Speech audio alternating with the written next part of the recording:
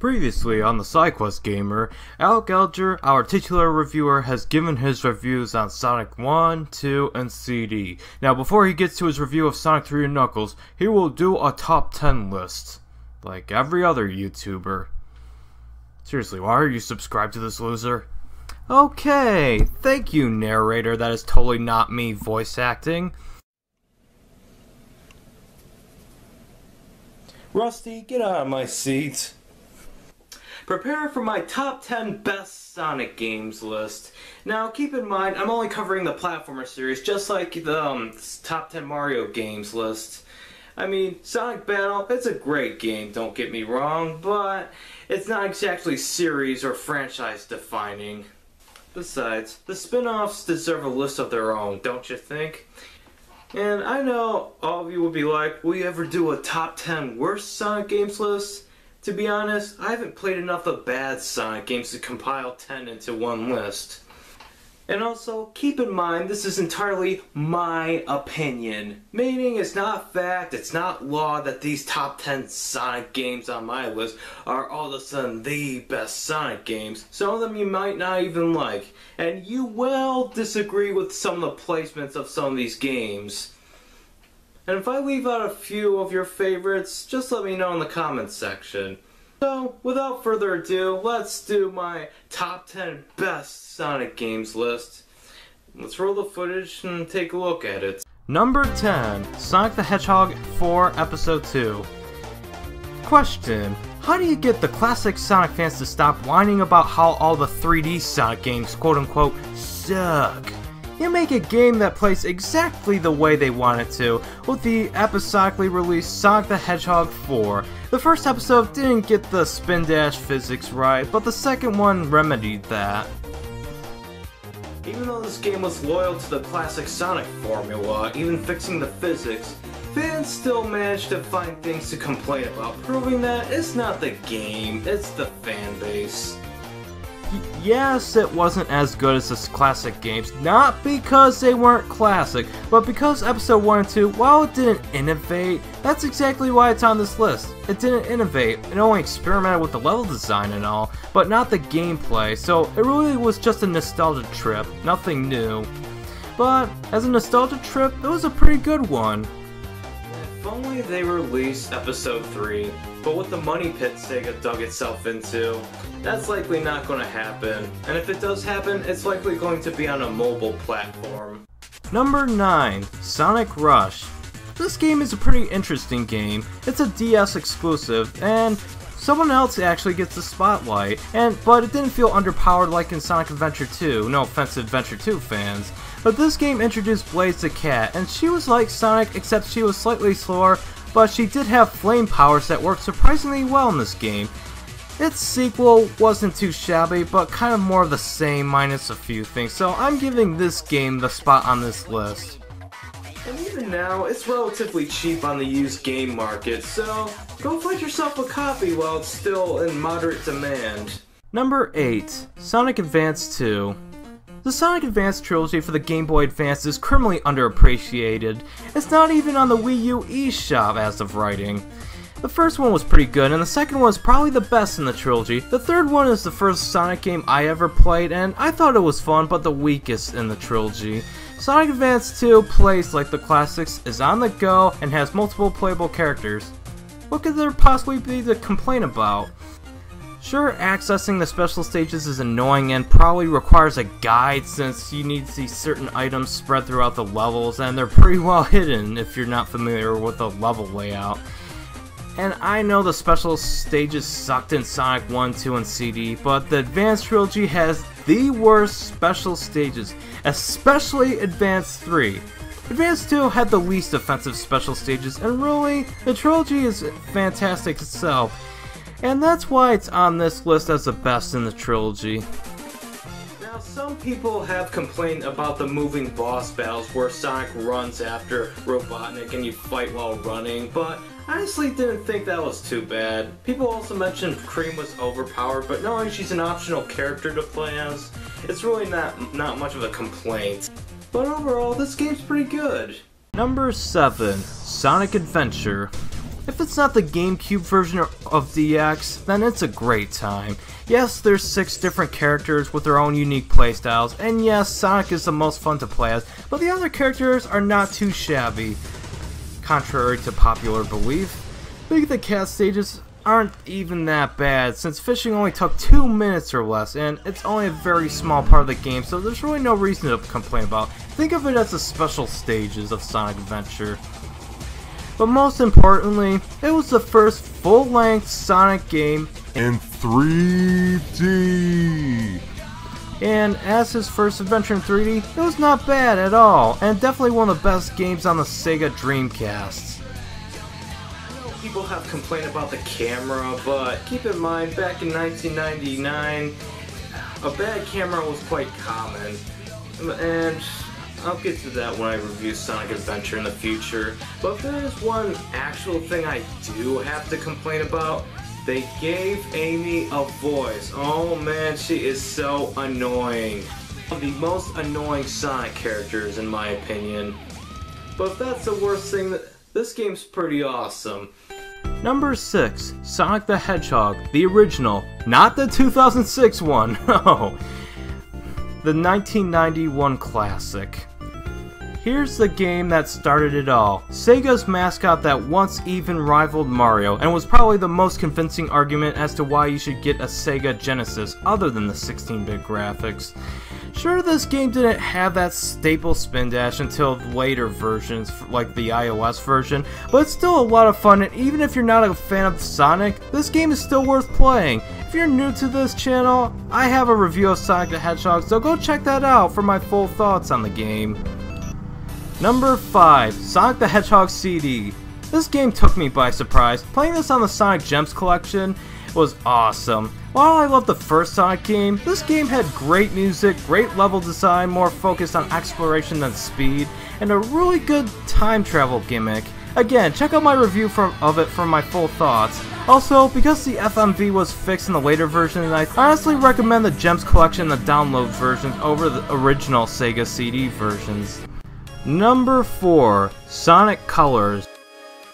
One thing I do have to say about Sonic Colors, it was the best $10 I ever spent. Ah yes, Sonic Colors, the Super Mario Galaxy of the Sonic franchise. I saw a commercial for this game on the Nintendo video channel on the Wii and took some interest in Sonic Colors.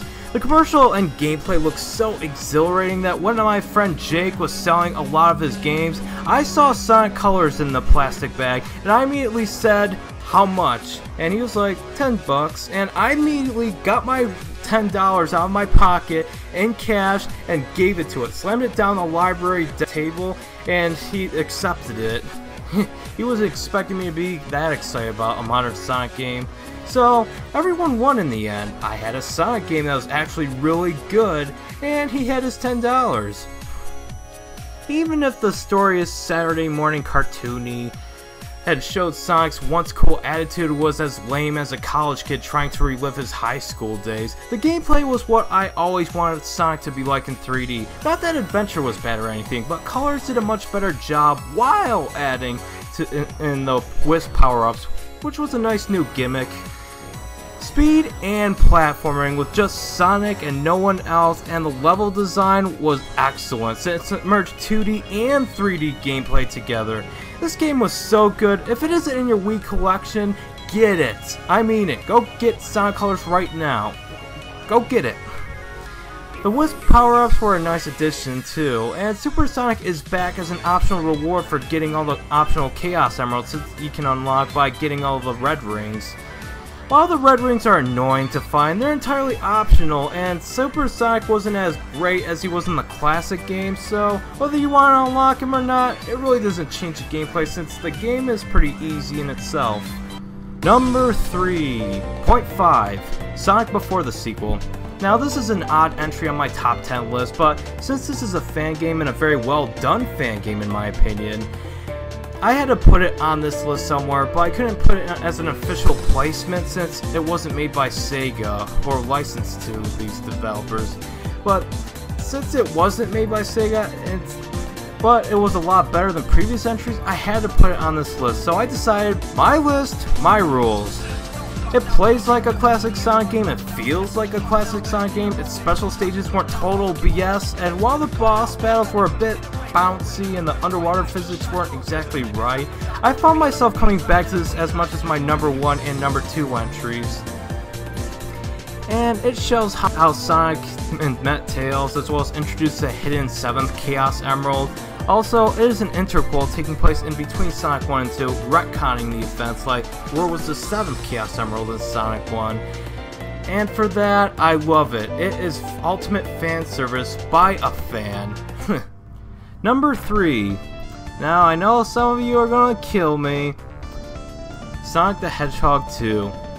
Like a good sequel to the original, this game improved nearly everything over its predecessor. Graphics, gameplay, level design, well, except for Metropolis Zone and Wing Fortress Zone. And it's slightly more difficult, although the special stages I really didn't care too much for. And it did introduce the signature spin dash, which was a very welcome addition to the franchise. But again, I've reviewed this game before. If you want to see my full thoughts, check out Sonic 2 review on my channel. Number 2, Sonic Generations. I know what you're thinking. Sonic Quiz Gamer, a 3D Sonic game is only number 2? It is number 2 on my list, but keep in mind, it's my opinion. Sonic Quiz Gamer, you know 3D Sonic games suck. That's your opinion, but hey, I guess I'm not a true Sonic fan. Although knowing how bad the fan base is, I don't want to be a true Sonic fan. Well, this game is awesome because you get classic Sonic and modern Sonic traveling through each remade levels from past games in another time-traveling adventure. Classic Sonic stages and 3D Sonic stages are both in 2D and 3D, where you get to play City Escape in 2D and Green Hill Zone in 3D. It's kind of a cool idea to do this by switching between classic and modern Sonic playstyles, and the best part of the game are the reference jokes and the fan service, like when Sonic says Green Hill Zone looks familiar and Tails replies that he doesn't remember that because he didn't appear in Sonic 1. If I didn't say this enough, this game is a love letter to the franchise, and it is not only the best Sonic game in a long time, but also one of the best Sonic games, period. Unpopular opinion? Whatever. But Sonic Generations is awesome. You should really give it a try. Don't listen to sites like IGN or Game Informer. Yeah, they give it like a 7.5 or 6.8. Yeah, don't believe that. They didn't even play the game. One minor little nitpick I had with Sonic Generations is that classic Sonic is silent throughout the entire game. Now, I know that the Sega Genesis was unable to produce voice acting on the cartridge and all, but it's weird because classic Tails and classic Robotnik talked in Generations, and classic Sonic did speak in Sonic CD. I mean, sure, he only said yeah and stuff, but he did speak, so why doesn't he speak in Sonic Generations? It's just a little odd. But overall, this game's fantastic. Near Sonic perfection, in my opinion. Number 1, 0.5, Sonic after the sequel.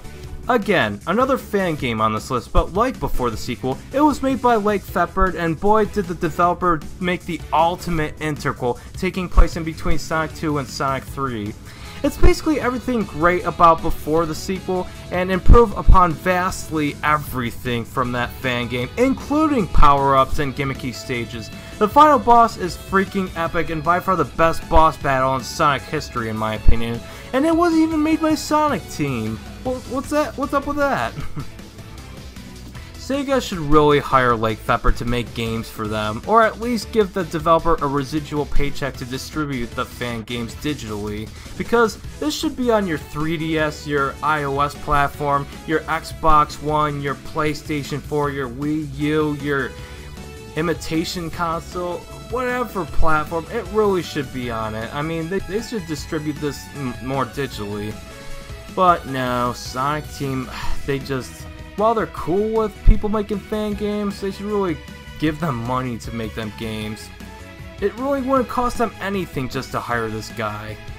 But there is just one Sonic game that outranks after the sequel in generations by like about 1%. And that would be... Number 1, Sonic 3 and Knuckles. Yes, it's so cliche, and I was once on the Sonic 2 is better train, but then I played it to the end and got all the Chaos Emeralds and Super Emeralds, and sure, it was 14 zones, but it's such an incredible journey. It has a save system, which was a first for the Sonic fans that didn't play Sonic CD. The levels are built for speed, platforming, and exploration, since instead of getting 50 rings to access the special stage at the end of the level, you have to find the giant rings hidden throughout each massive levels. And I'll go more into the game in my review of it this week, probably in a few days, to celebrate 50 reviews on the SideQuest Gamer channel, so stay tuned for my full thoughts. Thank you all so much for watching my top 10 best Sonic games. Now, these aren't technically the best, but these are 10 of my all-time favorites. And like I said, you're probably going to disagree with some of the placement of each entry in this list. And if you are one of those who thinks Sonic 2 is better than 3 and Knuckles and it's the best Sonic game ever, you're entitled to your opinion. You're not wrong by any chance. Just because I like it better doesn't mean it is better. It's not law, it's not fact, or science, or in textbooks that Sonic 3 and Knuckles is the best. And I know some people actually think Sonic Colors is better than any other Sonic game. Please tell me your thoughts in the comments below. What is your favorite Sonic game? Anyways, thank you so much for watching my top 10 best Sonic games list, and remember to stay awesome.